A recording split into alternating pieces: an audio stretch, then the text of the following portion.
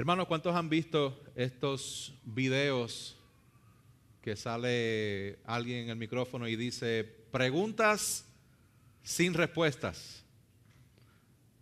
Y de momento empiezan a preguntarle a las personas preguntas que según ellos no tienen respuestas. Algunas de las preguntas que hacen es, si la pizza es redonda, ¿por qué la cortan en triángulos y la ponen en una caja cuadrada? Preguntas sin respuestas.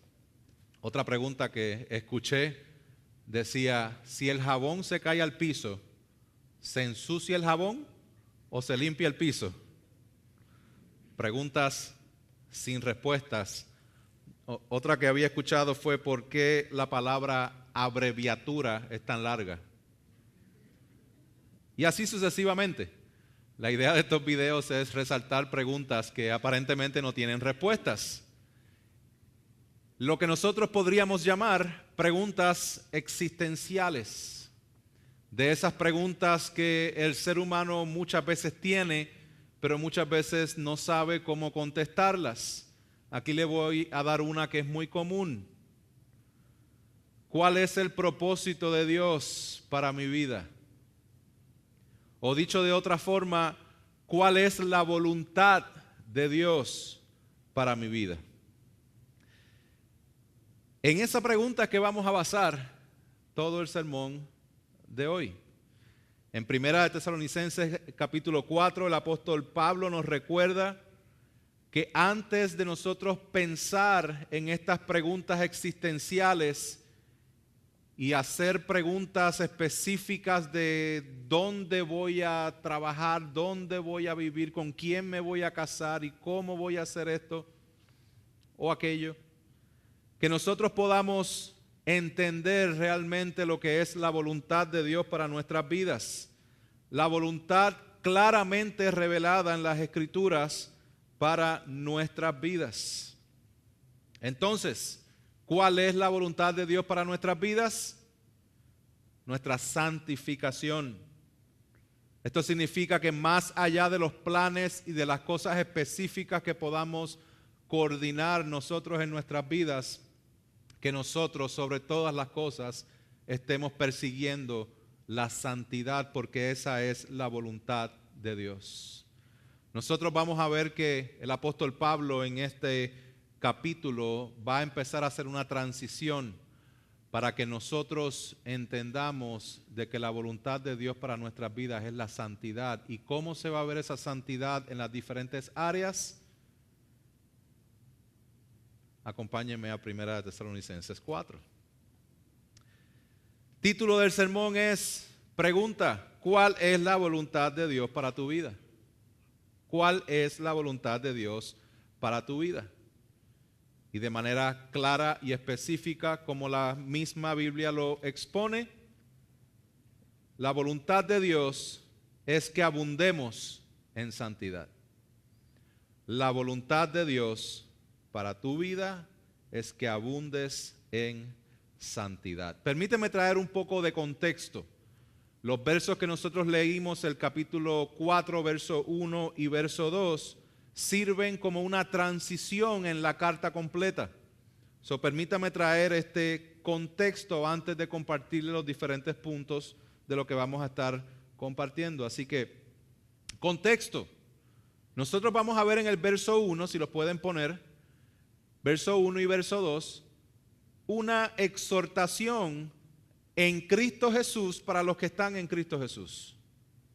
Repito, vamos a ver una exhortación del apóstol Pablo en Cristo Jesús a los que están en Cristo Jesús.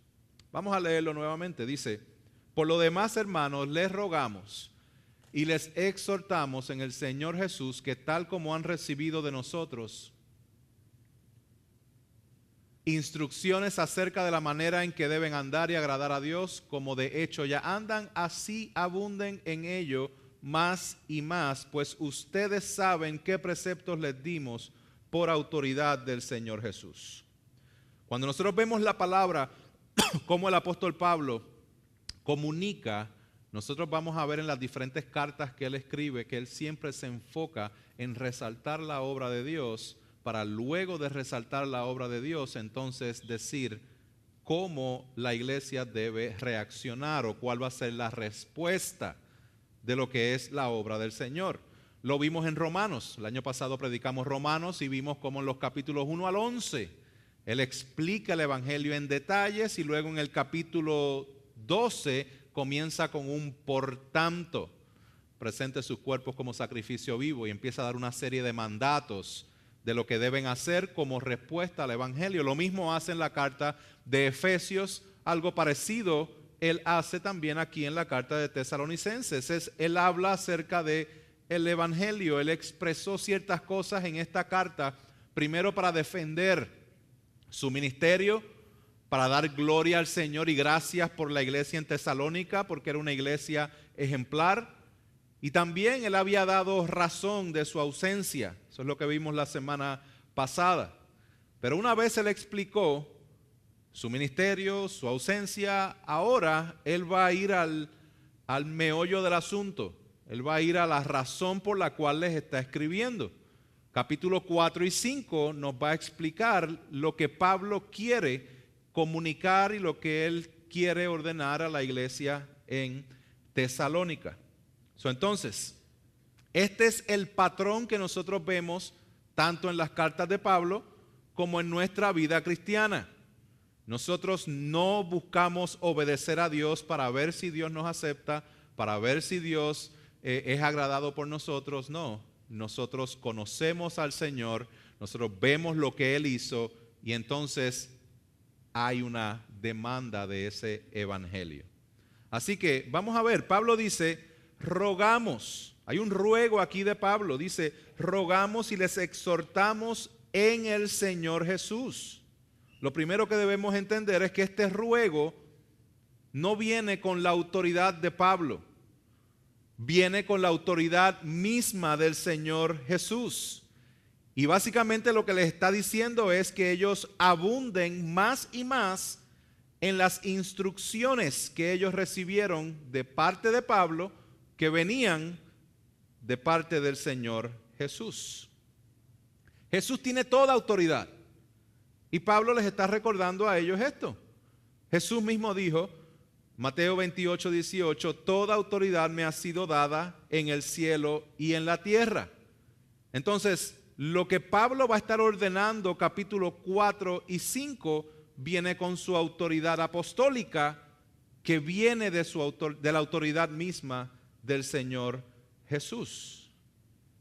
¿Y por qué digo que es un mandato o es una exhortación en el Señor Jesús para los que están en el Señor Jesús? Bueno, porque este mandato o estas exhortaciones que el Señor Jesús está dando por medio de Pablo, se lo está dando a la iglesia que son hermanos en Cristo que están en Él. Si se acuerdan cómo comienza la carta, 1 Tesalonicenses 1:1, dice Pablo, Silvano y Timoteo a la iglesia de los tesalonicenses en Dios Padre y en el Señor Jesucristo.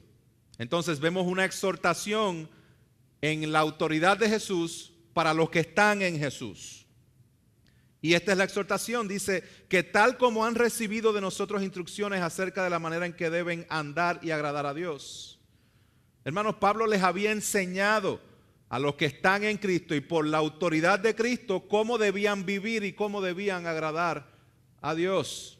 Es decir, la manera en que debemos de vivir nosotros, los que estamos en Cristo, y la iglesia en Tesalónica que estaba en Cristo, venía directamente de la autoridad de Cristo, de la autoridad de la enseñanza de Cristo, de la palabra de Dios. Mis hermanos, lo primero que nosotros tenemos que tener bien claro es que para agradar a Dios y para andar de la manera en que Dios quiere que andemos, tiene que ser por medio de su palabra. Es por medio de la autoridad de las Escrituras en las cuales nosotros vamos a poder vivir de acuerdo al Evangelio para agradar a Dios. Así que nosotros no agradamos a Dios tratando de ser buenos o simplemente tratando de ser obedientes por nuestras propias fuerzas, sino que agradamos a Dios cuando vivimos de acuerdo a su palabra. ¿Se acuerdan qué hizo los hermanos de Tesalónica con la palabra que les fue predicada? Verso 6 del capítulo 1. Y ustedes llegaron a ser imitadores de nosotros y del Señor, habiendo recibido la palabra. ¿Qué hizo la iglesia en Tesalónica? Recibió la palabra.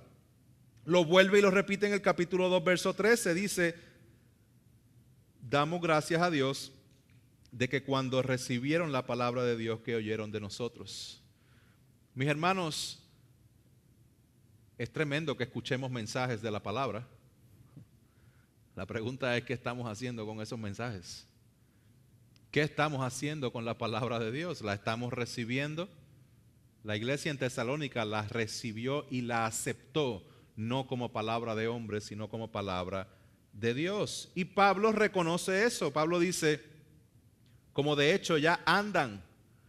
Ya ustedes están andando en lo que yo les dije, lo están haciendo, están viviendo. Cuando habla de andar, lo está poniendo igual a vivir, la manera de vivir.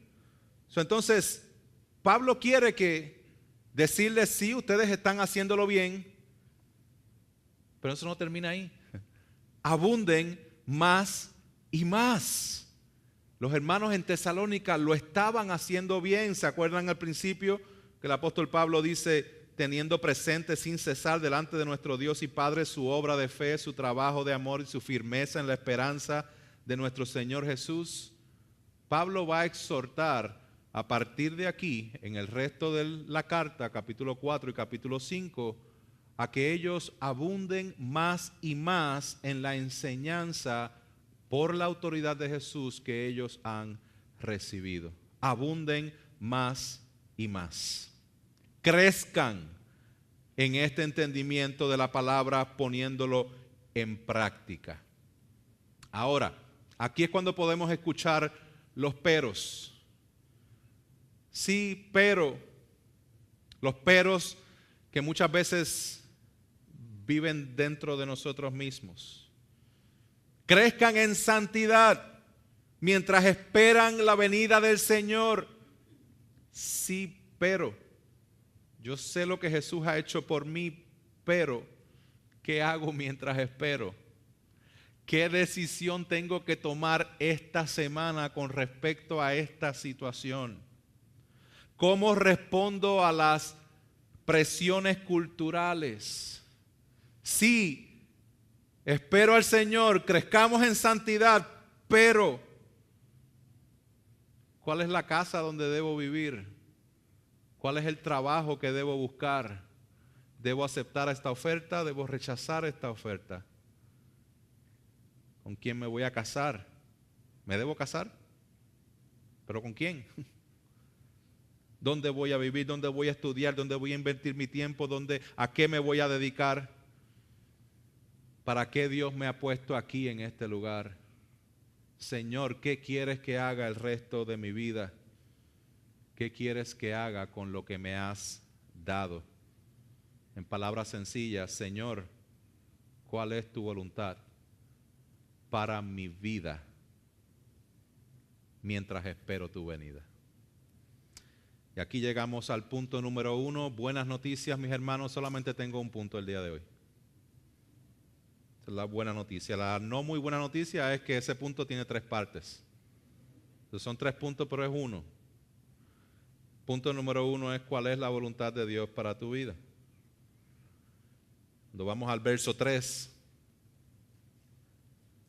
claramente se expresa y dice: porque esta es la voluntad de Dios, su santificación.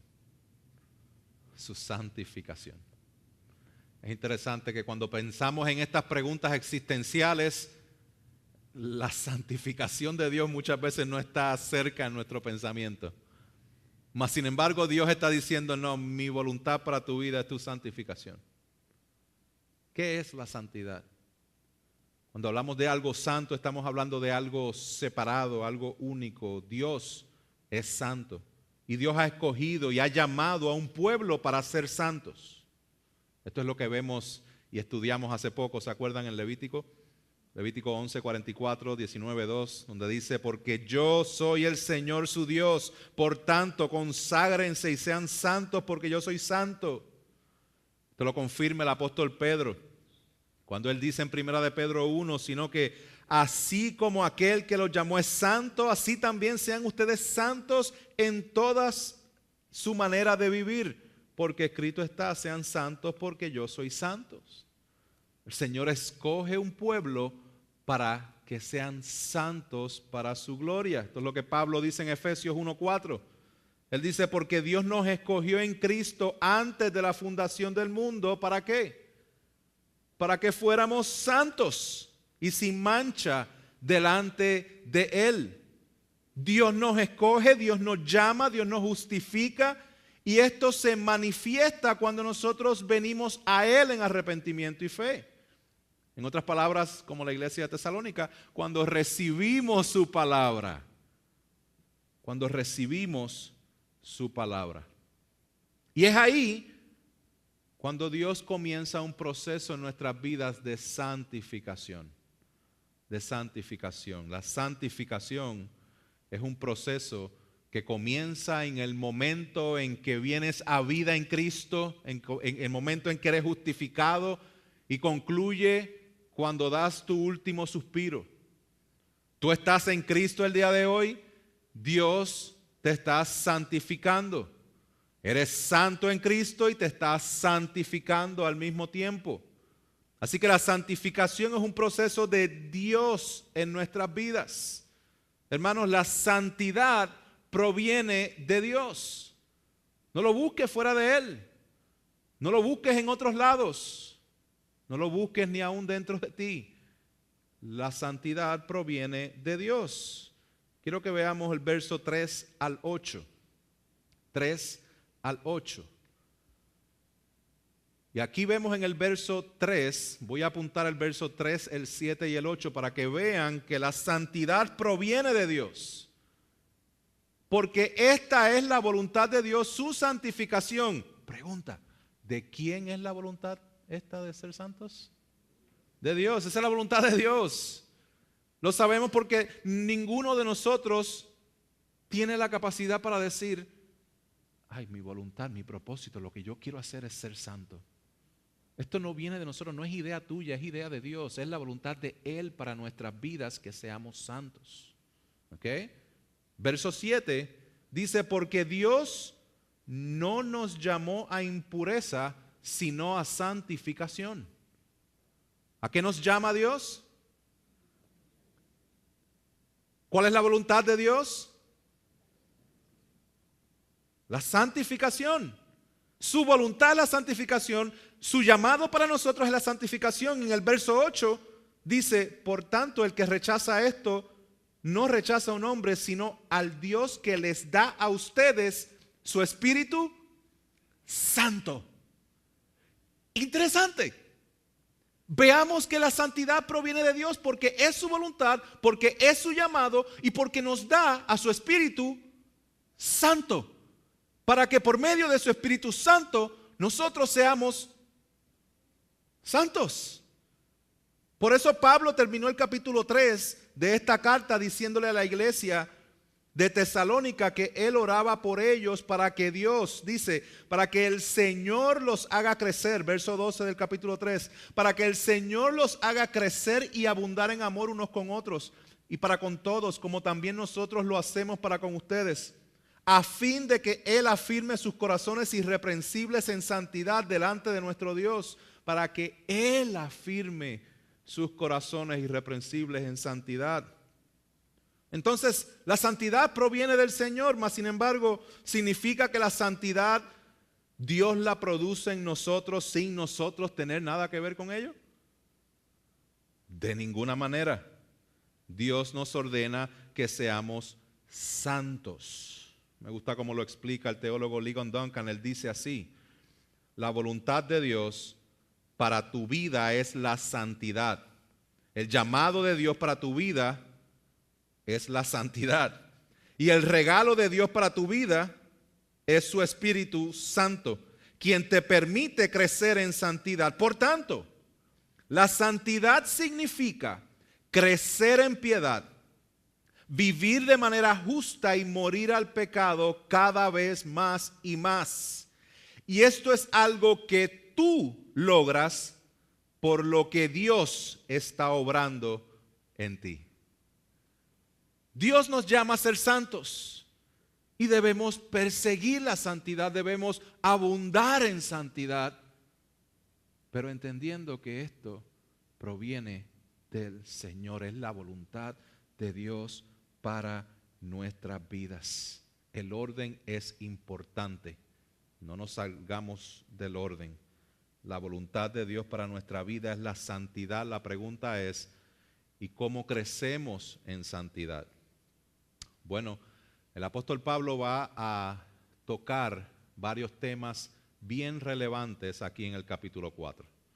Solamente en el capítulo 4, entre hoy y la semana que viene, se van a tocar temas relacionados a la sexualidad, a las relaciones, al trabajo y a la muerte. Piensen en esos cuatro, sexualidad, relaciones, trabajo, muerte. Más relevante que eso al día de hoy no lo va a encontrar. 2000 años atrás eran preguntas existenciales, hoy día siguen siendo preguntas existenciales, mas sin embargo tenemos la respuesta en la palabra de Dios.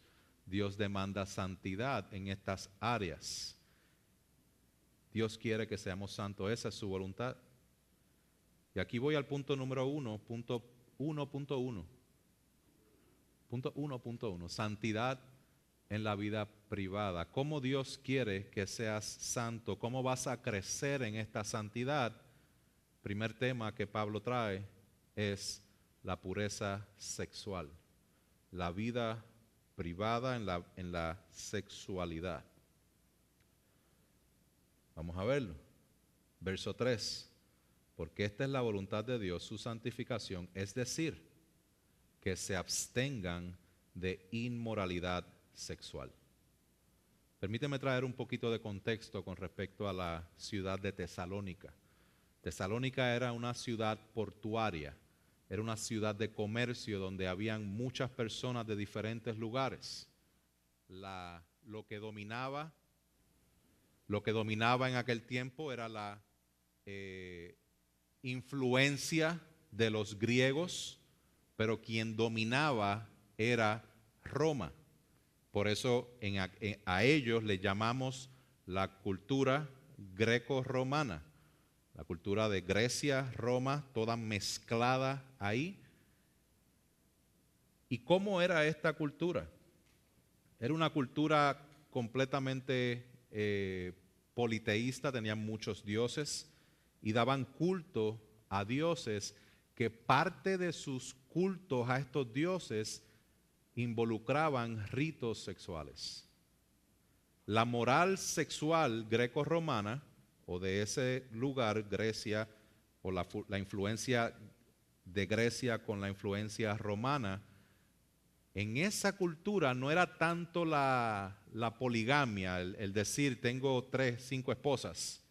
No, el problema no era tanto ese, el problema era la promiscuidad. La promiscuidad había sido algo normalizado en la sociedad. Era normal que los hombres pudieran tener su esposa más tener 5, 10, 20 mujeres más adicionales. Era normal en aquellos tiempos. Interesante porque era influenciado por posturas filosóficas como el hedonismo, el cual buscaba el placer como el propósito principal del ser humano. Muchos veían el sexo como algo físico, no necesariamente algo espiritual, lo desconectaban del cuerpo y era como que pues esto se hace, esto es lo que vamos a hacer, hasta que se hablaba de la mujer, porque el hombre lo podía hacer pero la mujer no. Entonces era una cultura bien contradictoria, era una cultura centrada en la promiscuidad sexual. La cultura sexual de los tesalonicenses era bien permisiva, era plural y estaba conectada a lo que era la religión del tiempo. Entonces la fidelidad sexual La sexualidad como es presentada en las Escrituras era algo totalmente ajeno a lo que esa cultura estaba acostumbrada. La sexualidad humana es presentada en las Escrituras como un regalo de Dios dentro del contexto del matrimonio de un hombre y una mujer. Y esta enseñanza es totalmente contracultural a la sociedad greco-romana y se ha convertido en una enseñanza contracultural al día de hoy.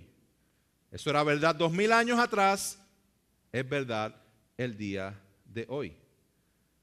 La iglesia el día de hoy vive en una cultura que ha normalizado la inmoralidad sexual. En Tesalónica el sexo fuera del matrimonio era normal. Hoy día parejas viven juntas y no es necesario casarse y es normal para la sociedad. No solamente se ha normalizado este tipo de cosas, sino que se ha normalizado el sexo extramarital, se ha normalizado la homosexualidad, la hipersexualidad y se ha normalizado cosas como la pornografía, la promiscuidad. Todo esto es parte de lo que la cultura enseña como normal, mas es contrario a lo que la palabra enseña. El día de hoy, al igual que 2000 años atrás, nosotros vemos como la cultura dice, este es mi cuerpo, es mi decisión, separando la sexualidad, lo moral de lo espiritual. También está la presión social. En aquel tiempo era extremadamente difícil tener una vida sexual que agradaba a Dios con toda la presión social que existía. Hoy día nosotros estamos bombardeados de lo que es una sexualidad inmoral y te la presentan de una manera normalizada. Mis hermanos, siéntese a ver televisión, vea los anuncios que le salen a usted en su teléfono cuando está viendo algún tipo de película o algún tipo de social media. Todo está hipersexualizado, todo apunta a la sexualización. Y ha sido presentado de una forma en que eso es lo normal. Nosotros estamos siendo bombardeados con eso y muchas veces ni cuenta nos estamos dando. Esto choca con el Evangelio. Los cristianos de Tesalónica fueron nombrados o considerados antisociales o anticuados con su postura de la moralidad sexual. Y nosotros hoy día, de la misma forma, el cristiano es visto como anticuado, intolerante o puritano por defender la pureza sexual. Por eso el apóstol Pablo le dijo a la iglesia en Tesalónica y nos dice a nosotros hoy, verso 3, que se abstengan de inmoralidad sexual. Cuando hablamos de inmoralidad sexual estamos hablando de la palabra porneia, que es todo lo que es contrario al modelo bíblico de la sexualidad. Lo repito, la sexualidad humana es presentada en las Escrituras como un regalo de Dios dentro del contexto del matrimonio entre un hombre y una mujer.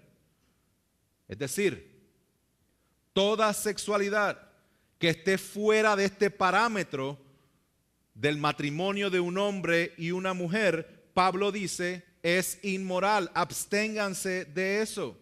Sea fornicación, sea adulterio, sea masturbación, sea promiscuidad, sea homosexualidad, sea bestialismo, sea exhibicionismo, sea pornografía. Apártate de eso. Huye de este tipo de formas de ver la vida sexual. No es la forma en como Dios lo ha establecido. Permíteme abundar un poquito más en una de ellas, y específicamente en la pornografía. Esto lo saco de un artículo que recién salió esta semana. Dice que el 75% de los hombres, no en la cultura de afuera, sino aquí en la iglesia, 75% de los hombres cristianos y 40% de las mujeres cristianas consumen pornografía con cierta regularidad. El 67% de los pastores reconocen haber consumido pornografía en algún momento y 18% luchan contra ella actualmente. El 68% de los hombres que asisten a la iglesia y más del 50% de pastores admiten consumirla regularmente. El 36% de los jóvenes cristianos de entre 18 y 30 años la ven a diario. Detrás, hermanos, de cada cifra hay una vida, un matrimonio, una familia, una conciencia afectada. Lo más alarmante es que muchos de los que luchan con este pecado lo luchan en solitario, sin rendición de cuentas, sin discipulado y sin ayuda. Mis hermanos, hay una clara distinción entre lo que es la vida sexual del creyente, de acuerdo a la Escritura, a cómo es afuera la gente que no tiene a Cristo. Por eso Pablo dice en el verso 5, no en pasión degradante como los gentiles que no conocen a Dios.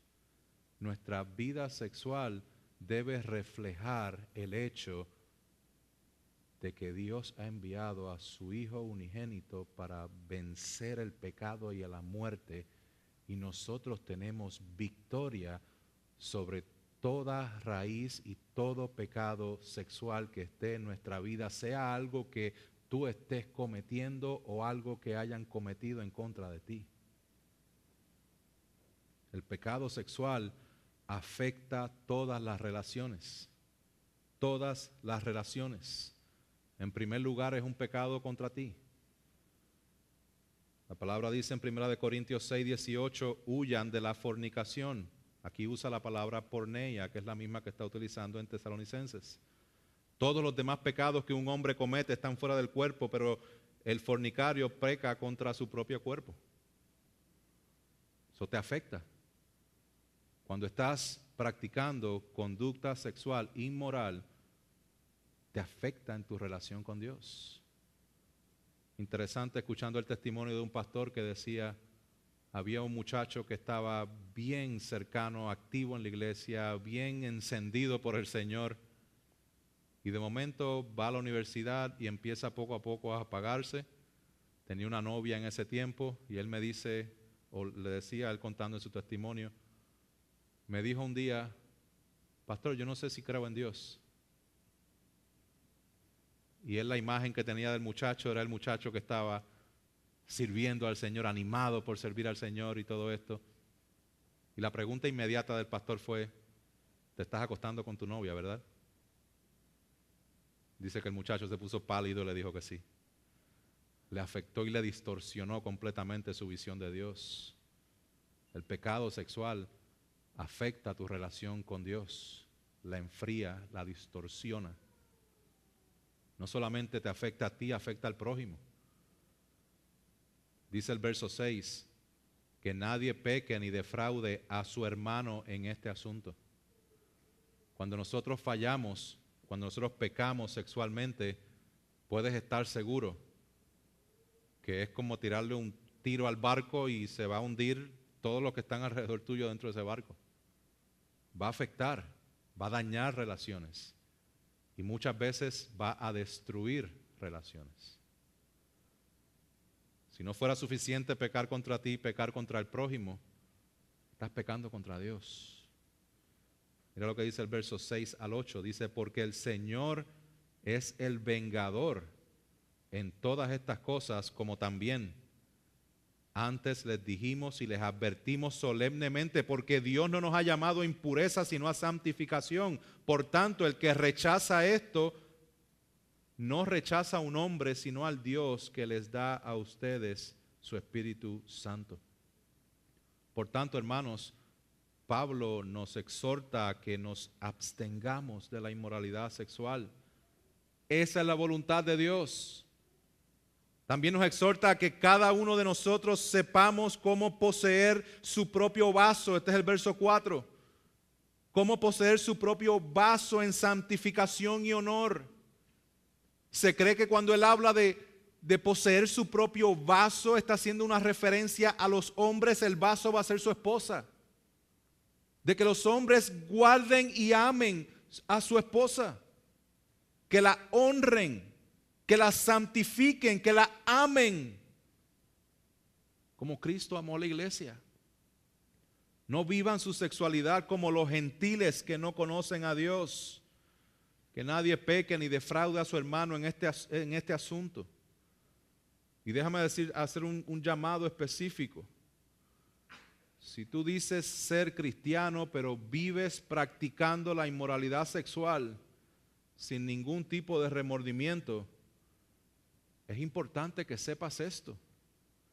Es importante que sepas que el Señor es vengador de todas estas cosas y que al hacerlo a tu forma, siguiendo tus pasiones, te estás rebelando en contra de Dios mismo.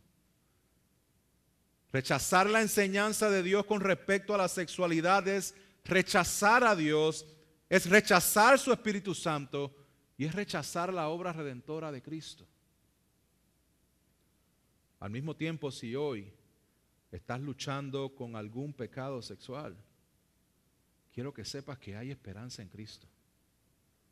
Hay esperanza en Cristo. Cristo derrotó en la cruz del Calvario a la muerte y al pecado, y tu pecado sexual ha sido derrotado en Cristo. Y es en Cristo y únicamente en Cristo que puedes vencer y ser verdaderamente libre.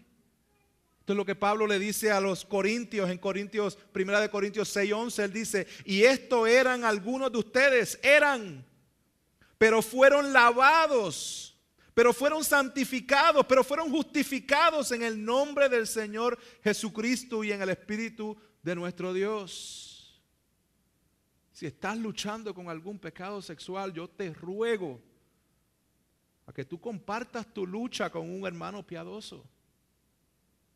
Digo un hermano piadoso porque ese hermano piadoso te va a echar el brazo y te va a decir: vamos a caminar juntos, tú eres libre en Cristo, te voy a ayudar. Hay esperanza en Cristo para que no sigas viviendo esclavizado a ese pecado.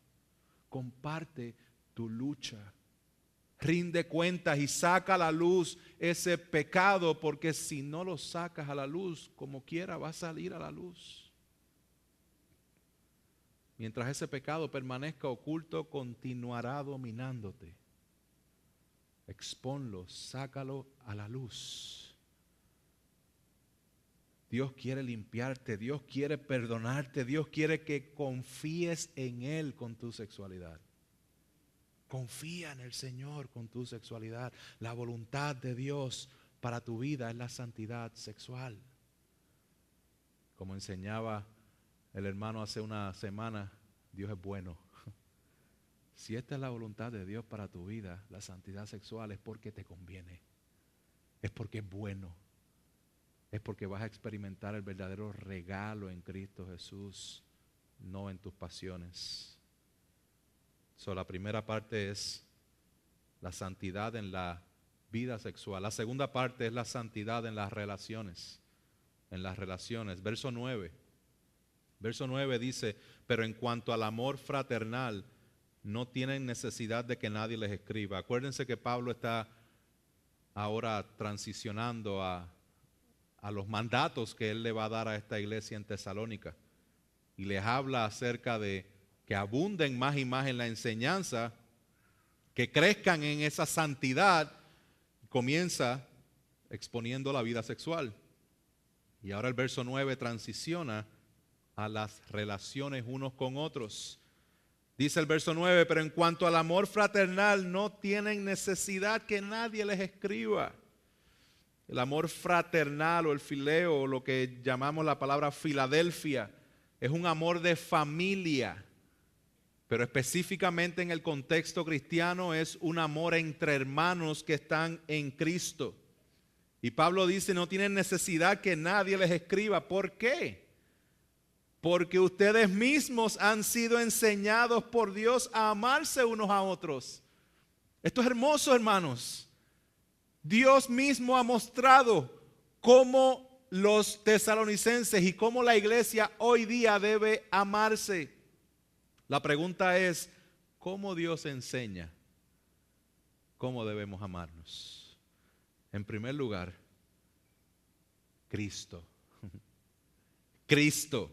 Recordemos que Pablo les dio instrucciones de cómo andar y agradar a Dios, y estas instrucciones venían por la autoridad de Cristo Jesús. La pregunta es, ¿cómo Cristo nos enseña lo que es el amor? Bueno, Cristo lo vivió, Cristo lo modeló. En Juan 13, 33, 34 dice: un mandamiento nuevo les doy, que se amen los unos a los otros. ¿Cómo? Como yo los he amado. Cristo lo vivió, Cristo lo modeló. En esto conocerán que todos son mis discípulos, si se tienen amor los unos por los otros. ¿Y de qué otra manera? Con su vida y su obra, el evangelio mismo. Primera de Juan 4 dice: en esto consiste el amor, no en que nosotros hayamos amado a Dios, sino que Él nos amó primero a nosotros y envió a su Hijo como propiciación de nuestros pecados. Amados, si Dios así nos amó, también nosotros debemos amarnos los unos a los otros. Amarnos los unos a los otros está totalmente ligado y conectado al evangelio de Cristo, a lo que Cristo completó en la cruz del Calvario. No solamente eso, mis hermanos, el hecho de que la iglesia en Tesalónica estuvieran amándose unos a otros nos dice que Dios cumple sus promesas. Se lo explico. La idea de que Dios, que hemos sido enseñados o que la iglesia ha sido enseñada por Dios, es una idea que presenta el profeta Isaías. El profeta Isaías en Isaías 54:13 dice: todos tus hijos serán enseñados por el Señor. Todos tus hijos serán enseñados por el Señor, y grande será el bienestar de tus hijos. En el contexto de Isaías, es parte de un pasaje profético que habla acerca de lo que sucedería cuando se estableciera el nuevo pacto. ¿Cuál es ese nuevo pacto? Bueno, el profeta Ezequiel dice: yo les daré un corazón, un solo corazón, y pondré un espíritu nuevo dentro de ellos, y quitaré de su carne el corazón de piedra, y les daré un corazón de carne, para que anden en mis estatutos, guarden mis ordenanzas y los cumplan. Entonces serán mi pueblo y yo seré su Dios. ¿Dónde estaba la ley escrita en el antiguo pacto? En piedra. ¿Dónde está la ley escrita en el nuevo pacto? En nuestros corazones, por la obra de Cristo. El hecho de que la iglesia en Tesalónica pueda amarse unos a otros nos revela y nos confirma que Dios ha cumplido su promesa de un nuevo pacto en Cristo Jesús, para que podamos amarle a Él sobre todas las cosas y al prójimo como nosotros mismos. Mis hermanos, tenemos un Dios que podemos confiar. Hoy día nosotros podemos alegrarnos y estar animados como pastores, y hablo a nombre de los pastores de la iglesia, que profundamente estamos animados cuando vemos el amor manifestado dentro de nuestra iglesia. Cada vez que estamos orando unos por los otros, cada vez que estamos pendientes los unos por los otros, cuando nos estamos ayudando cuando hay necesidad, cada vez que servimos desprendidamente, cada vez que decimos hay una necesidad y antes de dar la necesidad ya, ya, ¿qué hago? ¿Dónde? Es de gran ánimo porque es una muestra del amor de Dios. Mis hermanos, el Espíritu Santo se nos ha sido dado. Cristo ha muerto y ha resucitado, y tenemos una esperanza firme en Él para que nos amemos los unos a los otros. ¿Cómo podemos crecer en santidad en esta área de amor? ¿Cómo crecemos en santidad? Mis hermanos, seamos hospitalarios. ¿Cuándo fue la última vez que invitaste a un hermano a tu casa para compartir una comida? Empieza a buscar en tu calendario hoy mismo, invita a alguien.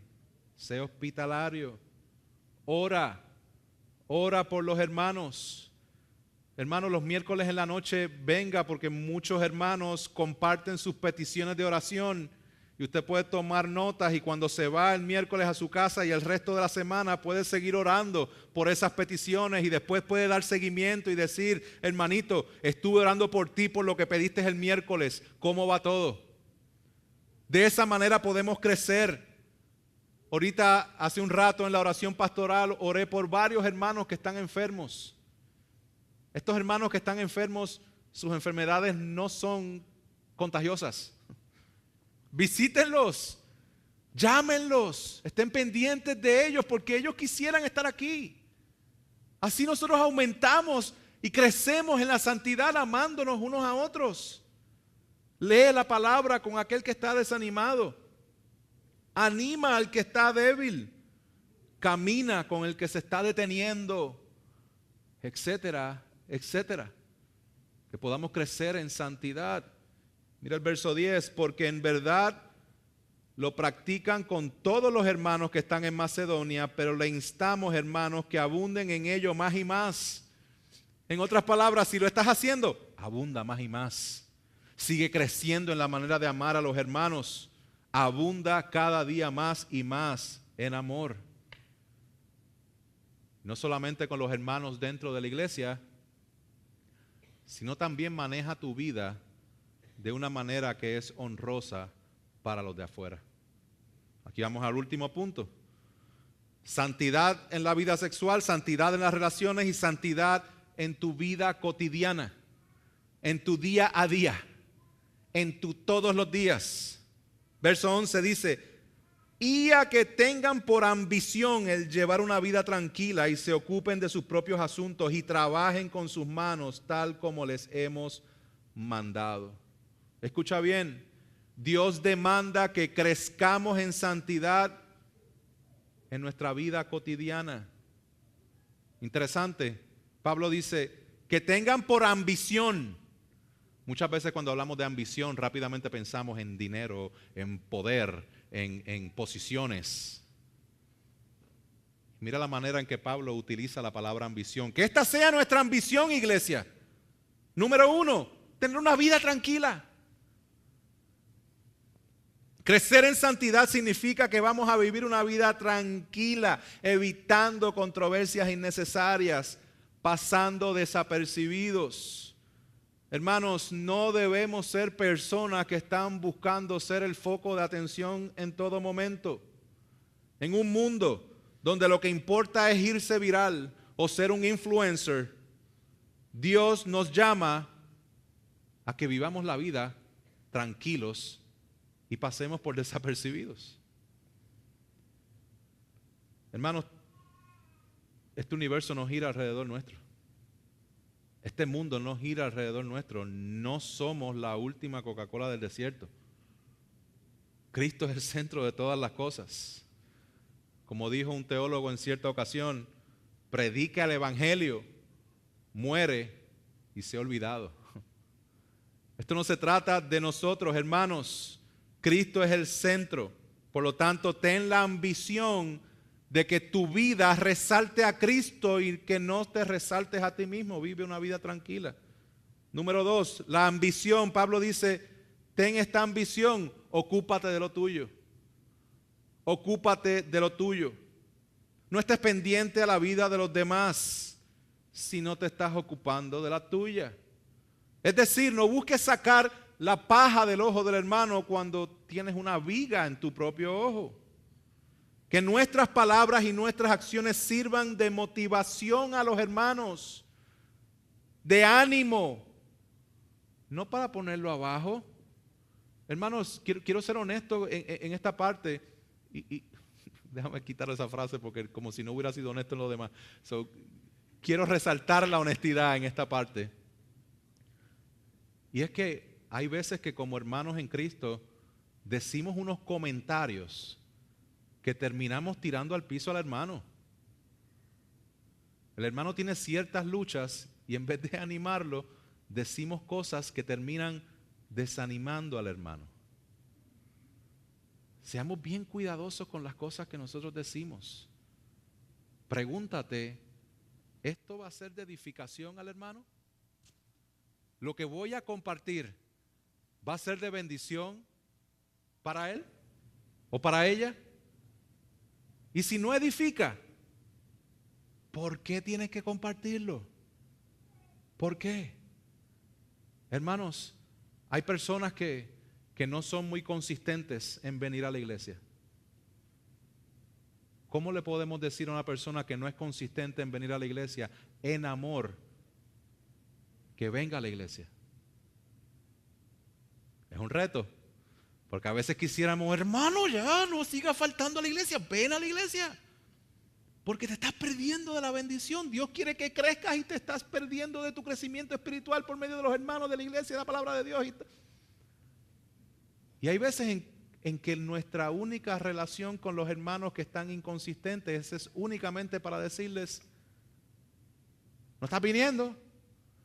Vamos a animarlos, anímenlo, compártele la palabra, ora por él, mándale un mensaje, anímelos. No solamente eso, mis hermanos, hay hermanos aquí que, incluyéndome, que luchamos con el peso. Y siempre hay esa persona específica, voy a hablar de la familia, siempre hay alguien en la familia que me ve y me dice, ¿estás gordito? Como si yo no me viera en el espejo todos los días. Animémonos, hermanos, animémonos. Esas palabras pudieran ser de desánimo al hermano. Pablo lo dice de esta forma, ocúpate de lo tuyo. Ocúpate de lo tuyo. Y la tercera parte es en el trabajo. En el trabajo dice, trabajen con sus manos. Trabajen con sus manos. Mis hermanos, cuidado con los extremos. Porque vamos a tener la doble A. Los adictos al trabajo, los workaholics, los que están trabajando y trabaja y trabaja y trabaja y trabaja. Y la otra A, los alérgicos al trabajo. Los que no quieren trabajar, los que no entienden que es un mandato de Dios y que el trabajo no es un resultado de la caída. El trabajo es parte del plan en la creación de Dios, es algo bueno, el trabajo es bueno para ti, trabaja, trabaja. Y si estás trabajando tanto en la cual estás descuidando tu vida espiritual y tu vida familiar y todo lo demás, suave, trabaja para darle gloria al Señor. Pregunta que te hago, ¿cómo está tu ética de trabajo?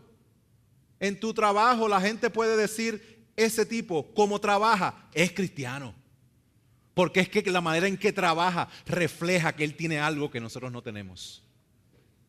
O es de las personas que trabaja de cierta manera donde las personas alrededor dicen, ay, ese es cristiano, o ese hace lo justo y necesario. Porque después le va a pedir perdón a Dios por su falta de ética de trabajo. Seamos cuidadosos, mis hermanos, y reflejemos a Cristo, crezcamos en nuestra ética de trabajo para honrar a Cristo, para honrar a Cristo. En resumen, Pablo dice en Colosenses 3:23, todo lo que hagan, háganlo de corazón como para el Señor y no para los hombres. ¿Y cuál es el propósito de todo esto? Así concluye el verso 12. A fin de que se conduzcan honradamente para con los de afuera y no tengan necesidad de nada. Mis hermanos, en estos 12 versículos hemos visto cómo Dios quiere que nosotros crezcamos en santidad, porque al crecer en santidad nosotros amamos a Dios y amamos al prójimo, lo cual es el gran mandamiento que Jesús dio en Mateo 22. Amarás al Señor tu Dios con todo tu corazón y con toda tu alma y con toda tu mente. Este es el más grande y primer mandamiento, y el segundo es semejante a este: amarás a tu prójimo como a ti mismo. En conclusión, ¿cuál es la voluntad de Dios para tu vida? Que abundes en santidad mientras esperas la venida del Señor. ¿Y qué vas a hacer mientras esperas? Vive tu vida agradando a Dios por medio de la obra de Cristo. La presión cultural la vencemos conociendo a Dios y a su palabra y obedeciéndola. En vez de preocuparte con quién te vas a casar o dónde vas a vivir o dónde vas a trabajar, mejor preocúpate y hazte la pregunta: ¿Cómo puedo darle más gloria a Dios? ¿Cómo puedo crecer en santidad? ¿Dónde voy a poder honrar a Dios? ¿Mejor en este trabajo o en este? ¿Mejor en esta casa o en esta? Lo importante no es dónde trabajas, sino cómo le das gloria a nuestro Señor. Mis hermanos, que la pregunta en la mente esté constante en nuestras vidas. La pregunta de cómo puedo darle gloria a Dios hoy con mi vida. ¿Dónde Dios puede usar mis dones y talentos para que sirvan para la expansión de su reino? Vive en santidad, crece en santidad hasta que Cristo venga. Pongámonos de pie.